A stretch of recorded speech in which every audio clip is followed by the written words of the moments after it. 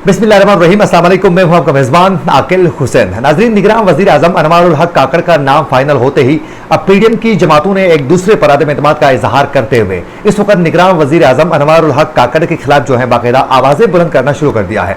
अब मेरा मतलब कतान पीपल्स पार्टी या जमीयत उलमा इस्लाम फे यानी मौलाना फजल रहमान हरगिज नहीं है कि वो निगरान वज़ीर आज़म के खिलाफ आवाज़ें बुलंद कर रहे हैं या फिर अदम एतमाद का इजहार कर रहे हैं। मेरा मतलब है इस वक्त बलूचिस्तान नेशनल पार्टी मेंगल के जो रहनुमा है सरदार अख्तर मेंगल ने बाकायदा इस वक्त निगरान वज़ीर आज़म अनवारुल हक के खिलाफ जो है अलाम बगावत की है और उनके खिलाफ जो है संगीन किस्म के उन्होंने इल्ज़ाम लगाए हैं। हालांकि सरदार अख्तर मेंगल का भी ताल्लुक बलूचिस्तान से है और फिर निगरान वज़ीर आज़म यानी अनवारुल हक काकड़ का भी ताल्लुक जो है वो बलूचिस्तान से है, लेकिन उसके बावजूद भी इस वक्त सबसे ज़्यादा उनके खिलाफ आवाज़ बुलंद करने वाले जो हैं वो सरदार अख्तर मेंगल हैं। और आज उन्होंने साबिक वज़ीर आज़म पाकिस्तान नवाज शरीफ को भी बाकायदा एक खत लिख कर उन्होंने अपने तहफ़्फ़ुज़ात का इजहार किया है और अपने खत में उन्होंने वाज़ेह किया है कि किस तरह बतौर एक एतमादी के तौर पर एक उनके इत्तेहादी होने के बावजूद जो है किस तरह उनको पूछे बगैर जो है इनका नाम फाइनल किया जा चुका है, उस पर उन्होंने सख्त किस्म के बाकायदा तहफ़्फ़ुज़ात का इजहार करते हुए नवाज शरीफ को एक ख़त भी लिख चुके हैं। एक तो उस ख़त की मुकम्मल तफसीलात आप तक पहुँचाने की पूरी कोशिश करेंगे, वहीं साथ साथ अख्तर मेंगल ने BBC को एक इंटरव्यू भी वो दे चुके हैं। उसमें उन्होंने निगरान वज़ीर आज़म अनवारुल हक काकड़ के खिलाफ जो हैं बड़े सख्त किस्म के इल्ज़ाम लगाए हैं, बड़े खौफनाक किस्म के इंकिशाफात किए हैं, उसकी भी तफसीलात आप तक पहुँचाने की पूरी कोशिश करेंगे। नाज़रीन, आप लोगों को बताते चलें कि जो साबिक वज़ीर आज़म नवाज शरीफ को उन्होंने जो खत लिखा है बलूचिस्तान नेशनल पार्टी मेंगल के रहनुमा सरदार अख्तर मेंगल ने, उस खत की मुकम्मल तफसीलात आप तक पहुँचाएंगे। अख्तर मेंगल की जानिब से लिखे गए खत में कहा गया है कि मेरा ये खत 22 जुलाई 2022 को के मैसेज का तसलसल है। जिन मसाइल का जिक्र मैंने पहले ही किया था काश उनमें कमी आती। आज भी वही बलूचिस्तान, वही जबरी गुमशुदगियाँ, सियासी हल के बजाय बंदूक से मसाइल हल करने की कोशिश की जा रही है। हम पर जो गुजरी या गुजर रही है वो हमारी किस्मत है। हैरानी इस बात से है कि जो आप लोगों पर गुजरी उससे अभी तक सबक नहीं सीखा। उन्होंने अपने खत में मजीद लिखा है कि मौजूदा हालात का हल सियासतदानों के बजाय एस्टेब्लिशमेंट की मुशावरत से तलाश किया जा रहा है। हमें जनरल अयूब से जनरल मुशर्रफ तक के मजालिम अच्छी तरह याद है, लेकिन आपकी जमात मुशर्रफ और बाजवा की साजिशों और गैर आइनी इक़दामात को इतनी जल्दी फरामोश करेगी इसका हमने सोचा भी नहीं था। सरदार अख्तर मेंगल का जो खत है उसमें मजीद उन्होंने कहा है कि मौजूदा दौर में गवादर यूनिवर्सिटी के लाहौर में क़याम का ऐलान किया गया और गवादर एयरपोर्ट का नाम ऐसे शख्स के नाम कर दिया गया जिससे शायद ही बलूचिस्तान के लोग वाकिफ हो। BNP रहनुमा के खत में मरदमशुमारी पर भी तहफ़्फ़ुज़ात का इजहार किया गया और कहा गया है कि गुज़िश्ता मरदमशुमारी में बलूचिस्तान की आबादी जो तकरीबन 2 करोड़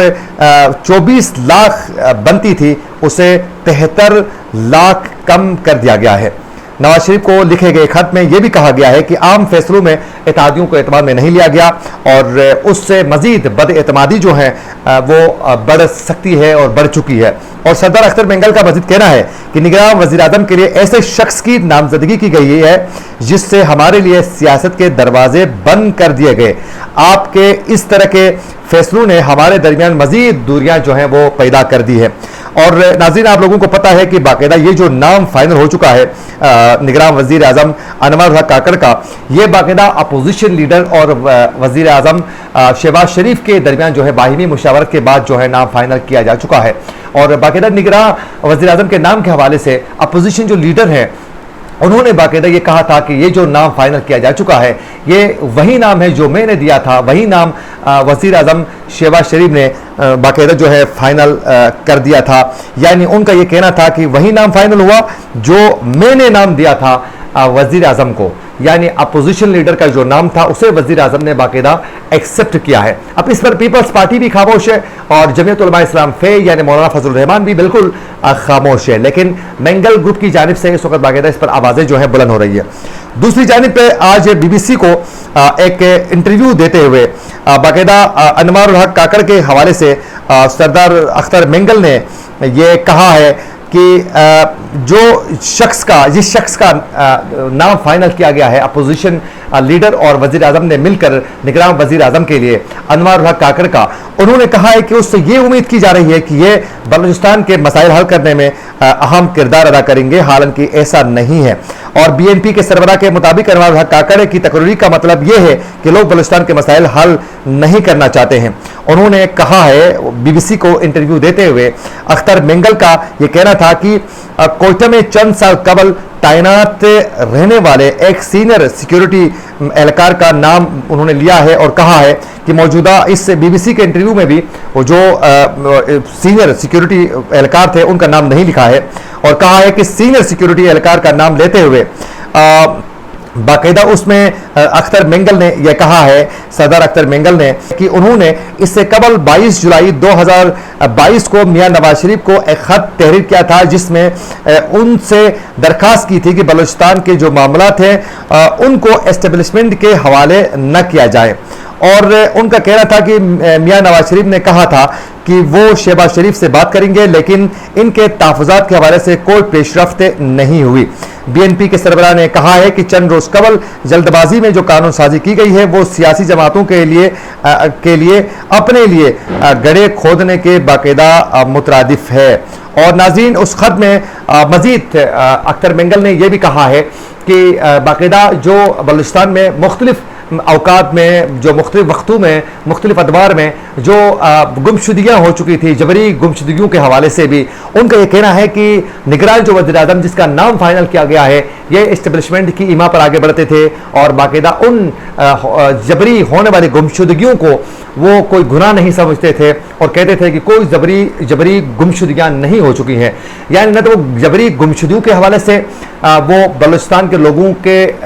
हक में थे, यानी बलूचिस्तान के लोगों के आवाज़ में आवाज़ बुलंद करके वो उनका साथ दे रहे थे। और साथ साथ अख्तर मेंगल का ये भी कहना है कि अनवारुल हक जो है वो हमेशा एस्टेब्लिशमेंट के एक एहलकार रह चुके हैं। तो यानी बीबीसी को इंटरव्यू देते हुए भी बाकायदा सरदार अख्तर मेंगल ने बड़े सख्त किस्म के तहफ़्फ़ुज़ात का इजहार वो कर चुके हैं कि यानी एस्टेब्लिशमेंट का ये एहलकार है। यानी इसके अलावा बलूचिस्तान में होने वाली गुमशुदगियों पर ये कहते हैं कि कोई गुमशुदगियों का सिलसिला वहाँ बलूचिस्तान में नहीं है। और उसके अलावा इनका कहना है कि ये बाकायदा एस्टेब्लिशमेंट की जानिब से जो है इस बंदे का नाम फाइनल किया जा चुका है ताकि वो अपने अहदाफ को आसानी से हासिल कर सकें।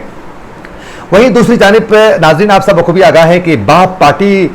जो बनाई गई थी उस पर हमेशा से ये एक इल्ज़ाम रहा है कि बाप पार्टी जो है बाकायदा एस्टेब्लिशमेंट की जानिब से बलूचिस्तान में एक ऐसी पार्टी तश्कील दी गई है ताकि वो बलूचिस्तान में मनपसंद किस्म की हुकूमत कायम कर सकें और मर्जी की हुकूमत करवा सकें। और उस पर जितने भी बाप पार्टी में जो रहनुमा वहाँ मौजूद हैं उनके हवाले से हमेशा से लोगों के खदशात और फिर तहफ़्फ़ुज़ात के साथ साथ जो हैं वो शुकूक शुबहात हमेशा से यहीं रहे हैं। और उनमें से एक ये मौजूदा निगरान वज़ीर आज़म जो थे अनवारुल हक काकड़, ये भी उनमें से ही एक थे और हमेशा से एस्टेब्लिशमेंट की जानिब से इनको बड़ा पुश किया जाता था। और इसमें कोई दो राय नहीं है कि काब लीग के टिकट पर उन्होंने 2008 में जो इलेक्शन लड़े थे उसमें बुरी तरह इनको शिकस्त मिल चुकी थी, लेकिन उसके बावजूद भी जो है ये बाकायदा बाप पार्टी में आगे तर्जुमानी की और फिर जो है आज निगरान वज़ीर आज़म के मनसब पर भी फाइज हो चुके हैं। अब ये देखना ये है कि आने वाले दिनों में पाकिस्तान जिन मुश्किलात का सामना कर रहा है, जिन चैलेंजेस का सामना कर रहा है, क्या ये मौजूदा जो चैलेंजेस हैं उन चैलेंजेस से पाकिस्तान को बाहर निकालने के लिए निगरान वज़ीर आज़म अनवारुल हक काकड़ अपनी टीम के हमरा कामयाब होंगे या नहीं, ये एक सवालिया निशान रहेगा। और उसके अलावा नाज़रीन, क्या ये भी देखना होगा कि एस्टेब्लिशमेंट जो है उन्होंने तो खुद कहा था कि हम सियासत से दूर हैं और अब सियासत में हम मुदाखलत नहीं करेंगे, लेकिन मौजूदा ये हालात से तो ये साफ वाज़ेह हो रहा है कि एस्टेब्लिशमेंट ने आज तक सियासत से तौबा करके किनारा कशी करने का फैसला नहीं किया है, बल्कि जब जब मौका मिलता है वो बाकायदा अपनी इन्वॉल्वमेंट एस्टेब्लिशमेंट शो कर रही है। तो ये पाकिस्तान की जमहूरियत के लिए बेहतर किसी सूरत नहीं है, न तो इस रियासत के लिए यह मुदाखलत बेहतर है। और उसके अलावा नाज़रीन, अगर निगरान वज़ीर आज़म की अगर बात की जाए तो ये भी एक तलख हकीकत है कि निगरान वज़ीर आज़म अनवारुल हक काकड़ का हमेशा से इमरान खान के बारे में भी कुछ अरसे से बड़ा सख्त किस्म का एक मौक़िफ़ रहा है। और बिलखुसूस 9 मई के जो वाक़यात हो चुके थे उस पर भी उनका एक सख्त किस्म का मौक़िफ़ है जो उन्होंने बाकायदा सेनेट के अंदर भी इज़हार कर चुके हैं, मुख्तलिफ प्रेस कॉन्फ्रेंसेस में कर चुके हैं, जो गुज़िश्ता 2 से 3 दिन जो हो चुके हैं इन दिनों में बाकायदा वो चलाया जा रहा है। तो यानी इमरान खान के लिए भी ये नाम किसी सूरत बेहतर नहीं है। यानी अनवारुल हक काकड़ जो हैं वो इमरान खान के बारे में भी सॉफ्ट कॉर्नर नहीं रखते हैं। और उसके अलावा ये भी आप देख रहे हैं इस वक्त पीटीआई के कुछ रहनुमाओं की जानिब से, साबिका और मौजूदा रहनुमाओं की जानिब से उम्मीद का इजहार भी किया जा रहा है कि ये बेहतर किरदार अदा करेंगे, लेकिन शुकूक व शुबहात भी पीटीआई की जानिब से बहुत ज़्यादा है। वहीं दूसरी जानिब मुस्लिम लीग नून और पीपल्स पार्टी और फिर जमीयत उलमा इस्लाम फेज जो है वो बिल्कुल खामोश तमाशाई बनी हुई है। और इससे ये साफ जाहिर होता है कि इत्तेहादी जमातों ने सिर्फ और सिर्फ हुकूमत की है, हुकूमत भी नाम निहाद एक हुकूमत की है। आज वही बंदा मुंतखब हुआ जो एस्टेब्लिशमेंट चाहती थी, यानी बाप पार्टी के ही बंदे को आज निगरान वज़ीर आज़म के मनसब पर फायज किया जा चुका है। इसी के साथ अपने मेज़बान आकिल हुसैन को दीजिए इजाज़त, अल्लाह के बाद।